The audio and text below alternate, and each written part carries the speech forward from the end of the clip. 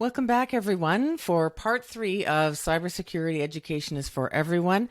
I'm Ann Genge with Alexio Corporation. I'm a privacy and security professional, but I have a huge passion for education. And so today we're going to finish off our 3-part series with the discussion about what we need to do to protect ourselves and our technology. As we know, everyone needs this. Everyone's working with technology, smartphones, computers at home and at work. Our families are working with technology. Everything is connected and online these days. And there are a few things that we really need to be aware of and make sure we're doing to keep everyone around us and our data safe and private. So we're going to push right into the section called Protect It. And we're going to talk about updates. Now, many people see certain updates running. Sometimes they get in the way of our work, but we really need to make sure we don't ignore these. We get busy. They always seem to pop up at the most inconvenient times, but you really shouldn't shut these things off. Most updates are primarily for security reasons, so run them as soon as possible.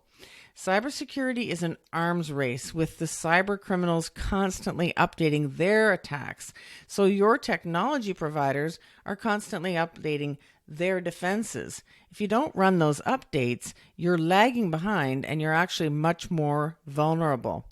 So you can set your systems to auto update, but it's a good idea to learn how to check that as well. Now, if you're working in a big business or even a small business, many of your workplaces will have people that will keep an eye on this stuff, security monitoring and so on.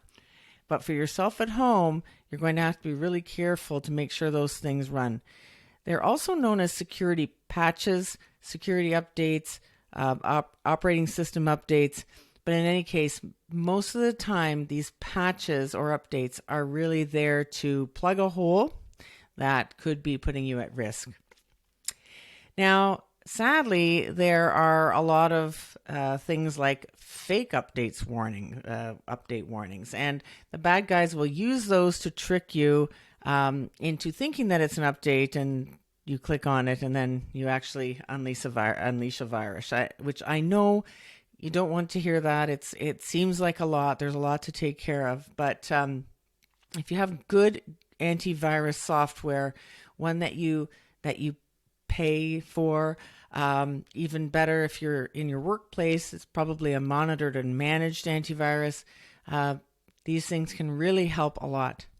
Now, the other thing that I see happening sometimes is that people are using unlicensed versions of software or operating systems, and they frequently carry malware. We really need to know that nothing is free. So when we're looking at computer applications or phone applications, there's always something attached to it. People don't go around writing software and taking years or at least months to create these pieces of software just out of the goodness of their hearts. There's always a price you're going to pay, whether it's privacy or it's security. You're going to pay a price somehow. So really be very careful about those software updates. CNET, CNET.com is a good place to go and just check it out. See if it's legit.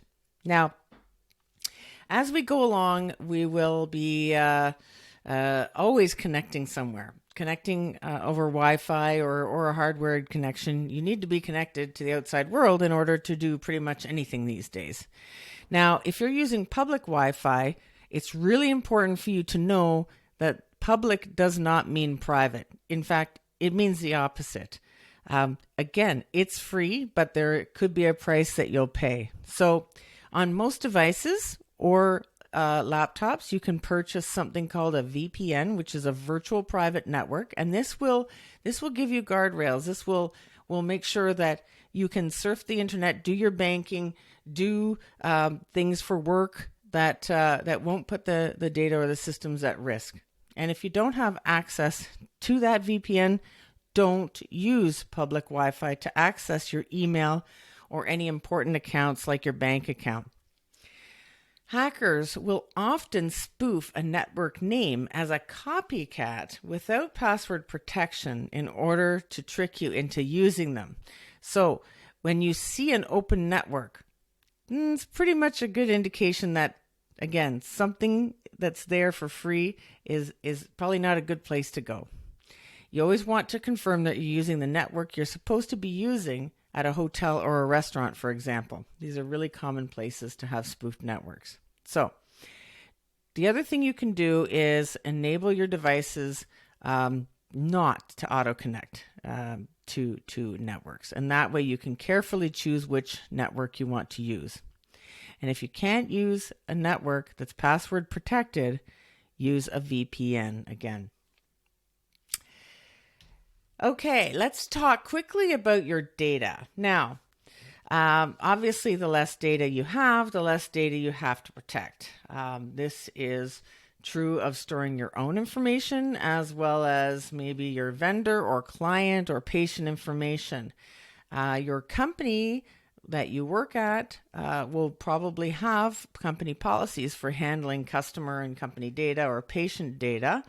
And you really want to make sure that you're not storing data outside of those established policies. This could be very important. If you have a breach investigation and you as an individual have not followed policies properly, there could be fines or repercussions to you as an individual. Some industries are very heavily regulated. Now, physical and digital information should be stored, shared, and destroyed in accordance with your company policy. But it's pretty fair to say that pretty much all data is sensitive data, and you really need to have a good understanding of the sensitivity of it, treat it like cash, encrypt the information wherever possible. For example, in healthcare, it's widely expected that data stored on laptops would be encrypted, data shared over email would be used, an encrypted email would be used, and so on.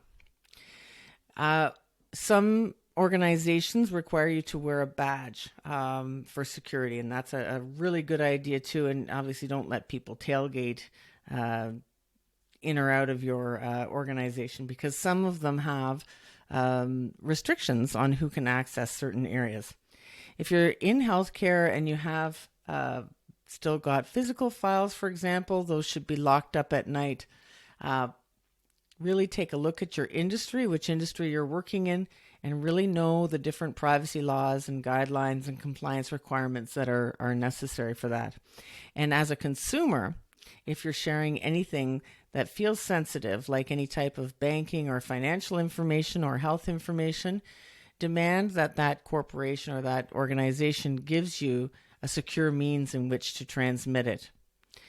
Well, that's the end of part 3 of Cybersecurity is for Everyone. If you want more information, and many of you do, we've got lots of it at getalexio.com. Stay safe out there.